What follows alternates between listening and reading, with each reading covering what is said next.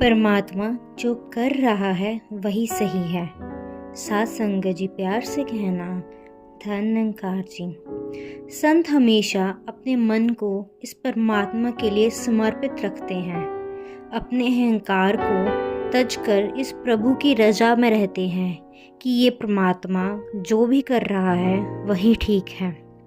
संत कभी गिले शिकवे नहीं करते, ये शुक्राने की ही बात करते हैं।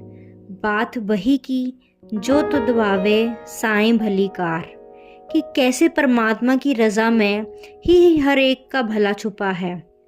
चाहे वो भला हमें उस समय दिख रहा है या नहीं भी दिख रहा है। परमात्मा की रज़ा को हमेशा मीठा माने। अक्सर हमारा नज़रिया चीज़ों को छोटे रूप में ही देखने का होता है, पर ये परमात्मा सबकी आगे पीछे की बहुत ही गहराई से जानते हुए सबकी पल पल संभाल कर रहा है। हम सोच लेते हैं कि जो हमारे मुताबिक नहीं है वो ठीक नहीं है। परमात्मा दूसरों को तो खुशियाँ दे रहा है और हमारे जीवन में अड़चनें डाल रहा है, जबकि परमात्मा ने तो हमारे लिए भलाई ही रखी होती है। तभी कहा गया है कि तेरा पाना मीठा लागे। फल खाने में खट्टा भी लग सकता है और मीठा भी, पर संत हमेशा इस परमात्मा की रज़ा को मीठा ही समझते हैं। सीखना चाहे तो पूरी कायनात शिक्षा दे रही है।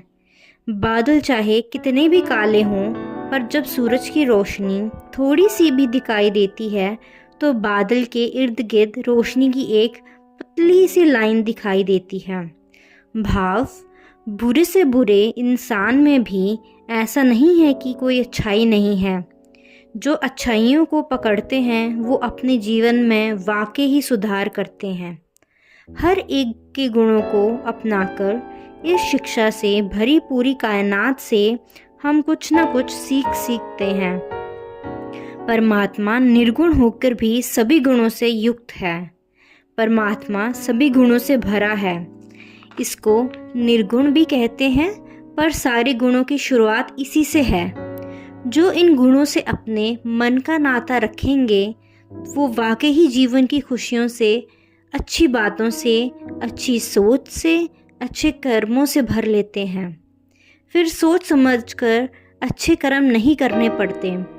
फिर तो इस परमात्मा के प्यार में ही रहेंगे। इसकी ही भक्ति में हर पल बीतेगा और हमारे कर्म भी सही रहेंगे। हर समय परमात्मा से नाता जोड़े रखें। जब हमारे भाव इस परमात्मा पर आधारित हैं तो सोच और कर्म गलत नहीं हो सकते। ऐसा जीवन हर कोई जीता जाए जहाँ कुछ भी करते समय इस परमात्मा से नाता बनाकर रखें।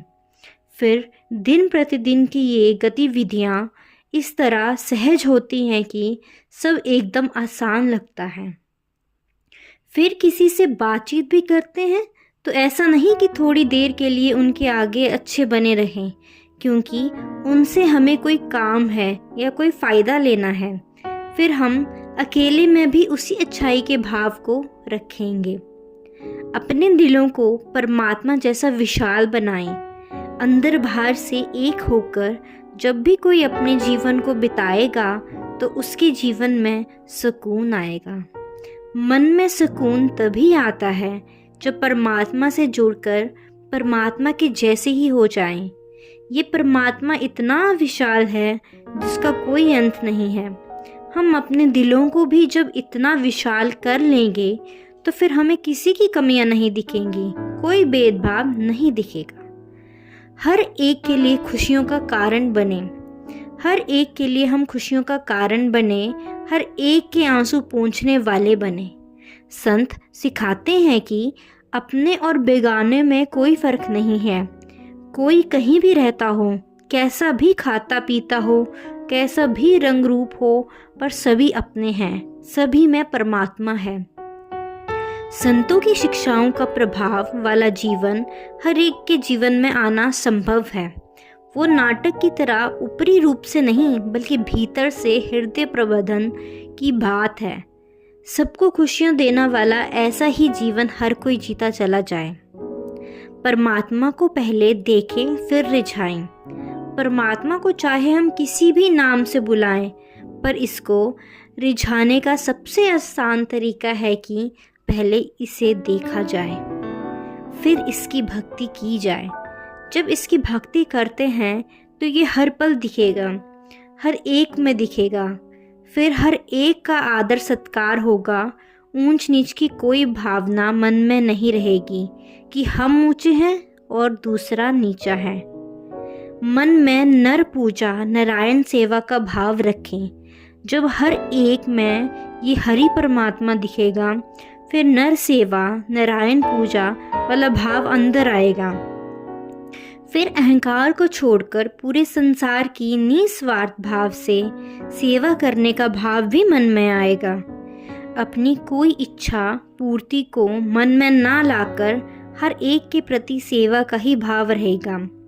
फिर हर एक से सीखा जा सकता है और हर एक के गुणों को अपनाया जा सकता है। साथ संग जी प्यार से कहना, धन निरंकार जी।